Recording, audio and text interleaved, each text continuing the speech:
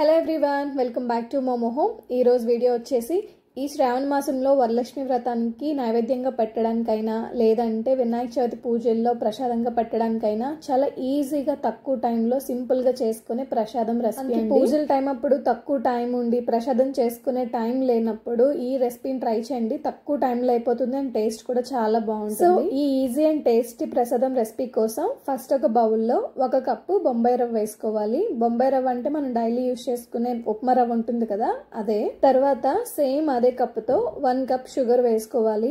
1 cup sugar sweet కరెక్ట్గా సరిపోతుంది. Sugar వేసుకున్నాక 1 టీ స్పూన్ ఇలాచీ పౌడర్ వేసుకోవాలి. ఇలాచీ పౌడర్ వేసుకున్నాక ఒకసారి మొత్తం మిక్స్ చేసేసుకోవాలి. యాక్చువల్గా ఈ రెసిపీకి మెజర్మెంట్స్ పెద్ద ఏమి ఉండదండి. 1 కప్పు ఉప్మా రవ్వ తీసుకుంటే ఇంకొక కప్పు షుగర్ తీసుకోవాలి, అంటే 1కి 1 వేసుకోవాలన్నమాట.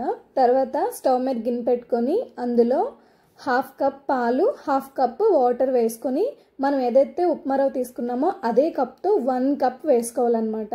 యాక్చువల్గా చాలామంది వాటర్ వేస్ట్ చేసుకుంటారు, కానీ వాటర్ ఇలా మిల్క్ మిక్స్ చేసి వేసుకున్నా పర్లేదు, లేదంటే కంప్లీట్ వాటర్ వేస్ట్ చేసుకున్నా పర్వాలేదు. ఇది బాగా మరిగిన తర్వాత మనం ముందుగా మిక్స్ చేసుకున్నాం కదా బొంబాయి రవ్వ, షుగర్, దాన్ని ఇందులో వేసుకోవాలి. ఇది వేసుకుంటున్నప్పుడు కంటిన్యూస్గా కలుపుతానే ఉండాలి, లేదంటే ఉండలు కట్టేస్తుంది. ఆల్రెడీ మనం షుగర్ వేసుకున్నాం కాబట్టి పెద్ద ప్రాబ్లం లేదు, అంటే అంత ఈజీగా ఉండలు కట్టదనమాట. మెయిన్గా మనం ఈ రెసిపీకి గుర్తు పెట్టుకోవాల్సింది ఏంటంటే, ఏదైతే బొంబాయి రవ్వ షుగర్ తీసుకున్నామో సేమ్ అదే కప్పుతో మిల్క్ అయినా వాటర్ అయినా 1 కప్పే వేసుకోవాలి.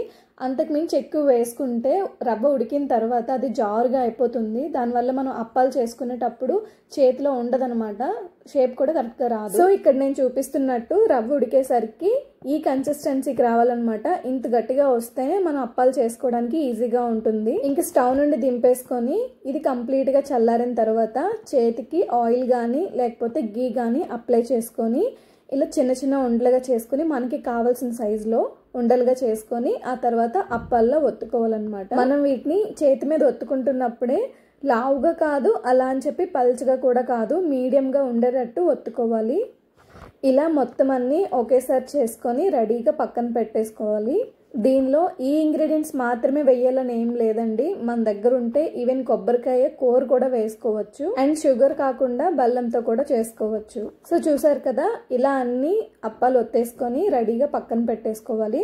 ఆ తర్వాత స్టవ్ మీద ప్యాన్ పెట్టి అందులో డీప్ ఫ్రైకి సరిపడా ఆయిల్ వేసుకొని ఆయిల్ మొత్తం బాగా హీట్ అవ్వాలి. ఆ తర్వాత మనం ఒత్తుకున్న అప్పాలని ఒక్కొక్కటిగా వేసుకోవాలి. ఆయిల్ హీట్ అవ్వకుండా వీటిని వేస్తారంటే ఆయిల్ ఎక్కువగా పీల్చేస్తాయి. ఆయిల్ బాగా హీట్ అయిన తర్వాత వేసి ఆ తర్వాత మీడియం ఫ్లేమ్లో పెట్టి వేయించుకోవాలి. ఇలా ఒకవైపు వేగాక రెండో వైపు కూడా టర్న్ చేసుకొని ఇలా మంచి కలర్ వచ్చేంత వరకు ఫ్రై చేసుకోవాలి. ఆ తర్వాత ఒక్కొక్కటి తీసుకొని ఇలా కొంచెం అడిచి తీసుకుంటే ఆయిల్ మొత్తం వచ్చేస్తుంది. చల్లారినాక పైన లేయర్ క్రిస్పీగా వస్తుందన్నమాట. సో మీరు కూడా రాబోయే ఫెస్టివల్స్కి మీ ఇంట్లో ట్రై చేసి టేస్ట్ ఎలా వచ్చిందో కామెంట్ చేయండి. అండ్ వీడియో నచ్చితే లైక్ చేసి మోమో హోమ్ కుకింగ్ ఛానల్ని సబ్స్క్రైబ్ చేసుకొని సపోర్ట్ చేయండి.